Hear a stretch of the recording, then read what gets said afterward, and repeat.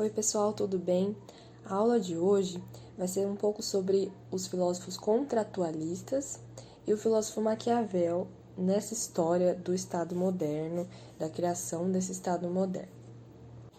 Então, bom, como a gente vinha falando, o Estado moderno ele estava se formando. Antes dele existia o feudalismo, né? Que era um poder diluído ali, ramificado entre o rei e os senhores feudais, né?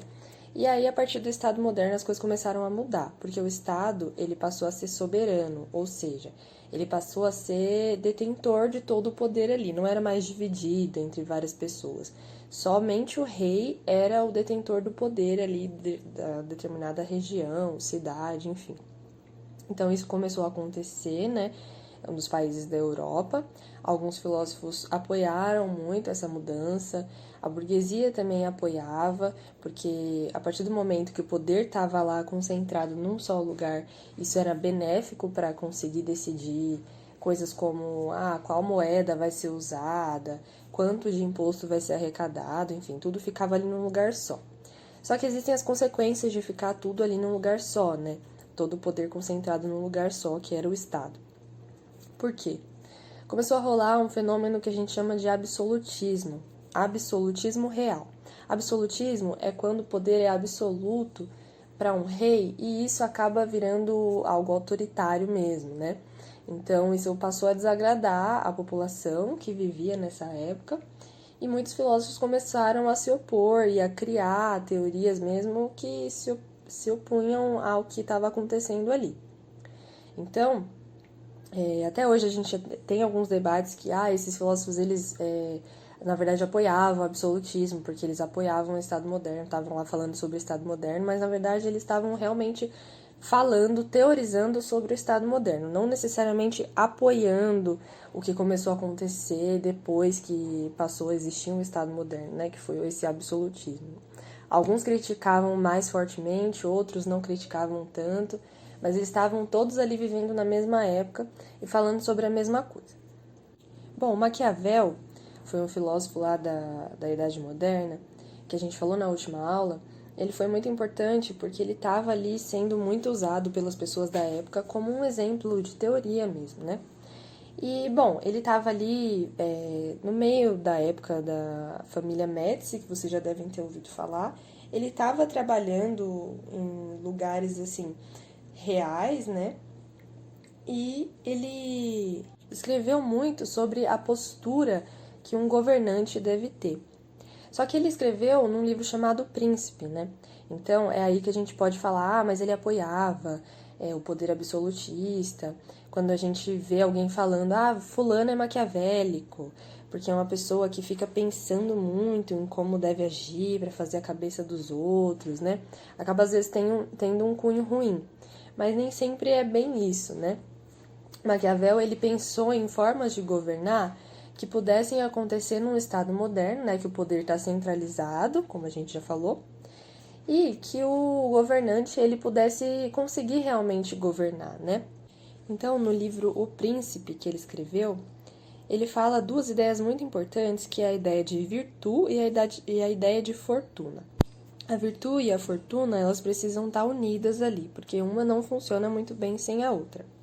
E ele fala que o príncipe, ele precisa ter virtude, que significa virtude, né, no sentido lá da Grécia, de força, de valor, de uma qualidade de lutador, mas não é uma virtude da moral cristã, não é uma coisa da bondade, que o príncipe precisa ser bondoso, precisa ser justo, não exatamente, mas é que ele precisa ter, como a gente pode falar, um jogo de cintura. Como assim um jogo de cintura? Ele precisa ter uma noção dos jogos de força na política, como a gente tinha falado na última aula, de poder e força, né? Ele precisa ter uma noção das forças ali que estão agindo na política para ele agir sabiamente. Ele precisa agir de forma que ele conquiste e que ele mantenha o poder dele. Só que de nada adianta ele ter só essa virtude, porque ele precisa ter uma fortuna, né? Que significa um acúmulo de bens, uma riqueza ali. Mas no caso do Maquiavel, ele vai dizer que a fortuna é mais uma ocasião, um acaso ali, uma sorte. Então, para o príncipe ele agir bem, ele precisa agir na ocasião certa, né? Então ele precisa ter uma noção do momento certo de agir para manter o poder dele e continuar conquistando o poder, né? Então, não adianta nada ele ter a virtude, que é essa capacidade de perceber, estar ali sempre observando o que acontece na política, as forças que estão acontecendo, quem tem mais voz, quem tem menos voz, enfim. Não adianta nada se ele não sabe a ocasião certa de agir, né? Ele precisa ser um observador muito bom e ele precisa estar de olho na história, ele precisa perceber o que acontece no tempo, a ocasião certa para agir. Só que assim, a fortuna também de nada adianta se não tiver a virtude, né? Porque senão vai ser só um oportunismo, ele só vai saber a ocasião certa de agir, mas ele não vai saber muito bem o que ele está fazendo, né? Então, para resumir, para o Maquiavel, um bom governante ele precisa ter virtude e precisa ter a fortuna. Sendo assim, ele consegue ser capaz de até provocar mudanças na história, né? Fazer grandes obras capazes de mudar a história mesmo. Só que ele precisa sempre unir as duas. E tem mais um detalhe, que é o que a gente estava falando sobre o absolutismo, que o Maquiavel ele pode ser entendido como um filósofo republicano. E o que é republicano? Vem de república, né, que pensa na coisa pública, né? Ali no público, na sociedade, enfim, mais parecido com uma democracia, mas ainda não é a democracia. Então, ele pode ser entendido como um filósofo republicano porque toda essa ideia de governante precisa estar visando o bem coletivo, não pode estar pensando em interesses egoístas, né? Então é por isso que ele pode estar ali falando contra esses reis absolutistas que estão ali sendo egoístas e pensando só neles, no interesse deles para comandar uma cidade ou um país, né?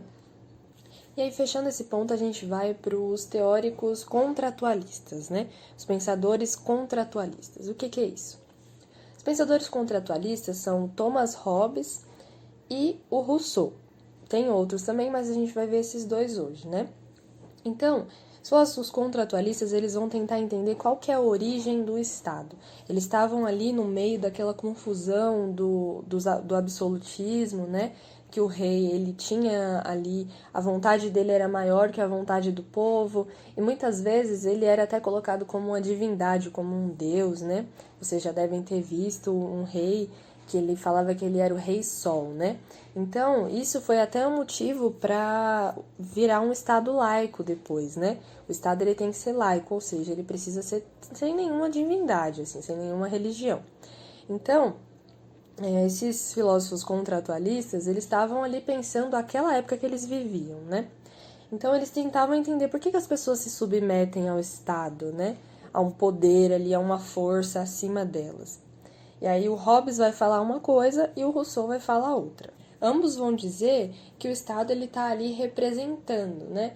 O Estado, o governo está ali representando a sociedade e existe um consenso, ou seja, as pessoas concordam entre si a obedecer. Mas cada um vai dizer a seu modo como é que funciona isso. Bom, o Hobbes, ele era um filósofo inglês, né? E ele viveu num século também muito turbulento, ele viu muitas guerras, né? Muitas desavenças entre os reis, guerras civis. E aí ele estava lá pensando sobre a natureza do homem e esse contrato social que existe. Tanto Hobbes quanto Rousseau, eles vão pensar num estado de natureza do homem. Então, antes do homem se submeter lá em sociedade a um poder, como que o homem vivia, né? Então, para o Hobbes, ele pensava que no estado de natureza, o homem, ele é o lobo do homem. Na verdade, em todos os momentos, o homem é o lobo do homem. E o que isso significa? Talvez você já tenha ouvido falar dessa frase. Isso significa que o homem, os seres humanos, eles têm interesses egoístas. Então, no estado de natureza, sem nenhum poder ali, sem nenhum rei, nenhum governo, o homem ele vai lá seguir pelos interesses próprios, né? Então, ele vai tomar as decisões que ele vê ali como corretas para ele individualmente, né? Ele não vai pensar no todo, na sociedade. Só que essa situação gera uma insegurança, uma angústia, um medo, porque ali onde predominam esses interesses egoístas, né? Onde cada um pensa só em si, o homem ele vira o lobo para o outro homem, né? Então é um estado de natureza extremamente egoísta.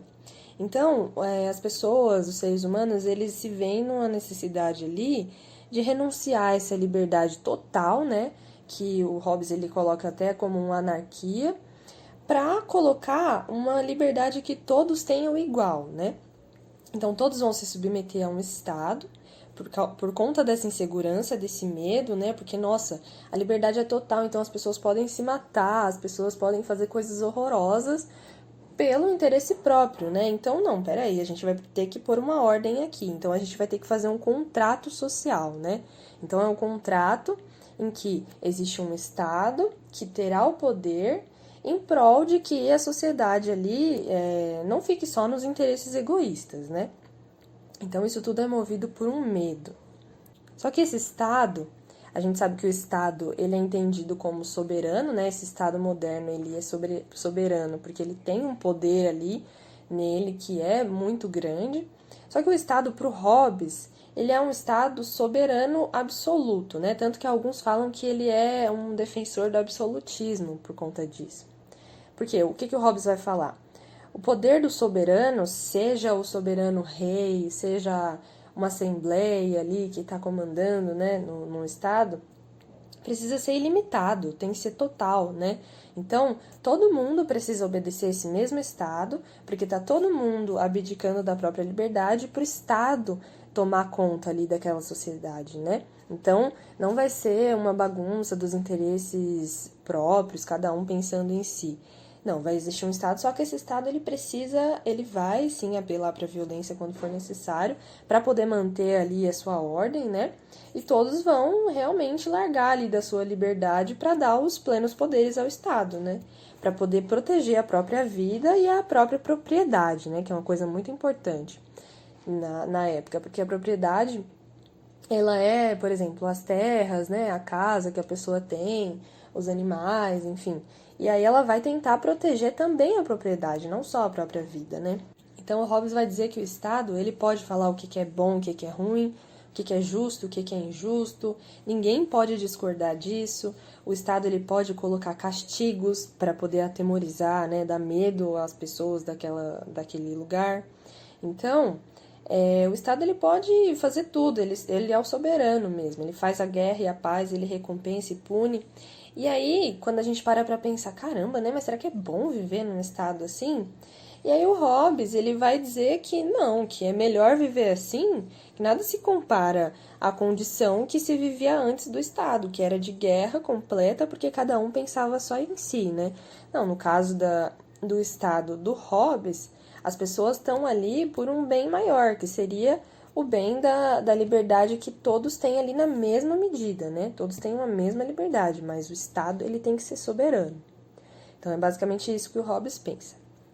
Já o Rousseau, ele vem com uma ideia um pouco diferente, porque o Rousseau ele vai pensar que a natureza do homem, ela não é tão egoísta assim, né? O Rousseau, ele foi um filósofo suíço, né? Ele nasceu na Suíça, mas ele viveu na França no século XVIII. Ele criticava bastante esse absolutismo dos reis, né? Esse poder absoluto. E ele pensou na ideia do bom selvagem. O que é o bom selvagem, né? Que ele deu esse nome. Ele falou que antes da propriedade, né? Essa propriedade privada, as terras, enfim, as posses das pessoas, as pessoas viviam em equilíbrio, porque elas estavam ali cuidando da própria sobrevivência, elas não tinham nada que proteger, posses, coisas, né, que eram delas, então elas viviam ali em equilíbrio umas com as outras, tinham poucas necessidades, né, estavam ali tranquilas. E aí, quando surgiu a posse, alguns começaram a trabalhar para outros, gerou a escravidão, gerou a pobreza, né? E aí começaram os problemas. Mas antes disso, antes da propriedade, não existia, né, essa coisa dos interesses egoístas, nem nada desse tipo, né? Então existia um equilíbrio. Por isso que o nome é bom selvagem. E a partir do momento que vem a propriedade, a gente tem que pensar uma nova forma de viver em sociedade. E aí a gente precisa de um outro contrato social. Então o Hobbes também fala de um contrato e o Rousseau também fala de um contrato, né? Por isso que eles são contratualistas. Então precisa acontecer um contrato social entre o povo e o governo que vai estar ali, né, governando a todos. Esse contrato ele precisa ser unânime, ou seja, ele precisa que todos estejam concordando num consenso mesmo, né? Só que o Rousseau ele vai dizer que a soberania é do povo, e não igual o Hobbes, que o Hobbes fala que a soberania é do Estado. O Rousseau ele vai dizer que a soberania é do povo, porque a partir do momento que o indivíduo ele vai largar a liberdade dele ali pelo pacto com o governo, ele é parte integrante desse povo, né, desse governo. Então, ele vai continuar livre, porque tudo que ele está concordando é o que está sendo colocado no governo, né? Então, ele não está saindo da reta, ele continua ali. Quando ele obedece à lei, ele obedece a si mesmo, porque ele é parte integrante desse Estado. Ele não está por fora, ele é integrante, ele faz parte e ele é ativo ali nessa sociedade, né? Ele está ajudando ali, por exemplo, a criar as leis, né? Ele precisa estar ali em favor da comunidade, né? Então, a soberania é do povo por isso. Então, o governo ele não é superior ao povo. O povo ele não está se submetendo ao governo. Porque quem instituiu o governo, quem colocou o governo ali foi o povo. Então, não existem superiores, né? O Rousseau, ele cria uma ideia da soberania inalienável. O que é isso? Alienável, você pode tirar algo da pessoa, você pode retirar algo de alguém, mas quando a soberania é inalienável, é que não pode ser tirada da pessoa, né? No caso do povo. Então, a soberania é inalienável do povo, não pode ser retirada do povo, mesmo que exista um Estado ali governando. Só que esse povo, ele precisa ser ativo, né? Para que exista realmente essa relação ali de soberania inalienável do povo. Por quê? Porque quando o povo ele não é ativo, ele tá como uma soberania passiva, né? Então é um poder passivo, ele só obedece. Então ele é um súdito, né? Ele tá obedecendo. Só que quando o povo é ativo, ele é considerado, o indivíduo ali, ele é considerado um cidadão, porque ele está exercendo ali realmente a soberania, o poder, né? Todos juntos ali estão exercendo ativamente, então estão decidindo as leis, né? Que a partir do Estado vem essa coisa da legislação, que são as leis que a gente já falou. Então ele não está sendo passivo, né? Para o Rousseau é como se quem está ali no governo fosse o povo incorporado. Então, é como se carregasse ali realmente as vontades do povo em si, né? Quem está ali. Então, é algo bem diferente do Hobbes, que mesmo que exista um contrato entre o povo e a sociedade, já é uma coisa extremamente autoritária, né? Já se afasta um pouco do povo. E aí, para fechar, o Rousseau ele tem um conceito muito importante que é de vontade geral. O que é essa vontade geral? Bom, a vontade geral a gente entende melhor quando a gente entende o que é pessoa privada e pessoa pública para o Rousseau. A pessoa privada para o Rousseau é quando a pessoa tem ali uma vontade individual, um interesse particular ali dela, né? Então, se a gente toma as decisões na sociedade ali, com base nessa pessoa privada, nos benefícios individuais, no egoísmo, que era, por exemplo, o egoísmo dos absolutistas, a gente não vai ter realmente uma vontade geral, a gente vai ter a vontade de todos, mas não é uma vontade geral. Para o Rousseau é muito importante a vontade geral, porque a vontade geral está na pessoa pública. Então, o que é essa pessoa pública? Vamos lá para não confundir. A pessoa pública, ela é um indivíduo particular que também pertence ao espaço público. Então, ela é uma pessoa, assim como eu sou lá, uma pessoinha que tem minhas vontades, tenho meus anseios, meus gostos particulares, mas eu tô num lugar público, eu pertenço a uma sociedade, né? Então, eu tô participando de um corpo coletivo que tem interesses comuns ali. Então, essa sociedade tem interesses comuns, e esses interesses comuns, eles são expressos pela vontade geral. Esses interesses comuns são de uma sociedade que está ali pensando na coisa ali coletiva, né? Então, não está pensando nos interesses próprios, egoístas, né? Está pensando na vontade geral ali daquele povo. Não é uma coisa particular, é bem diferente de uma coisa particular. Aí, sobre a questão da liberdade do Rousseau, a gente continua livre porque existe uma lei que a gente está se submetendo a essa lei, a gente obedece a uma lei, essa lei está acima de nós, só que essa lei foi erguida por nós mesmos, então a gente continua livre, né? A nossa liberdade está ali garantida. E é por isso que o Rousseau ele foi um filósofo muito importante, até para pensar um pouco sobre a democracia mesmo, né?